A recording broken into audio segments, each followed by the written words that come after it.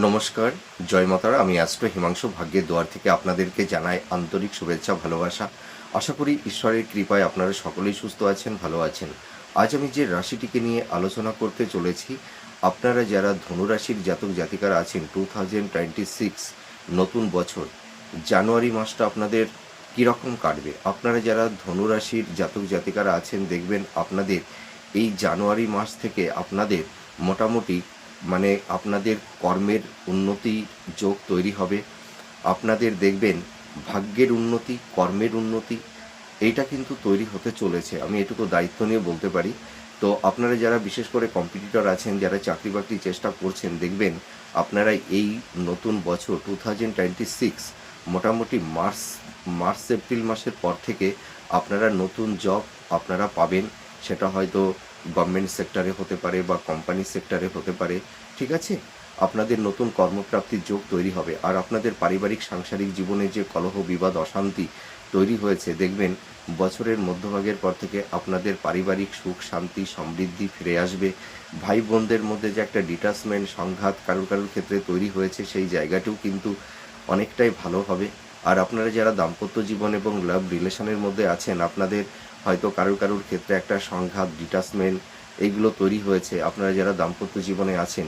কিন্তু আমি এইটুকু বলতে পারি, আপনারা যারা দাম্পত্য জীবনে আছেন, দেখবেন আপনাদের মোটামুটি জুন জুলাই মাসের পর থেকে আপনাদের দাম্পত্য জীবনটা কিন্তু অনেকটাই বেটার হবে। এইটা কিন্তু আমি হলফ করে বলতে পারি। আর আপনাদের ফিনান্সের জায়গাটি কিন্তু দেখবেন বছরের মধ্যভাগের পর থেকে আপনাদের ফিনান্সের জায়গাটি অনেকটা এনহান্স করতে পারবেন। আর কিন্তু আর একটা কথা আমি বলতে পারি, আপনারা যারা ধনুরাশির জাতক জাতিকারা আছেন, আপনাদের এই বছরের শুরু থেকে আপনাদের হেলথ নিয়ে একটু কম বেশি সমস্যার মধ্যে পড়তে হবে। দেখবেন আপনাদের পিতামাতার হেলথের জায়গাটিও একটু নানা রকমের ডিস্টারবেন্স এগুলো তৈরি হবে। আর আপনারা যারা বিবাহ করতে চাইছেন, হয়তো কারোর ক্ষেত্রে হয়তো বিবাহে একটু বাধা বিপত্তি তৈরি হয়েছিল, তা আমি এইটুকু বলতে পারি, আপনাদের মোটামুটি দেখবেন জানুয়ারি ফেব্রুয়ারি থেকে আপনাদের বিবাহের একটা শুভ যোগ তৈরি হবে।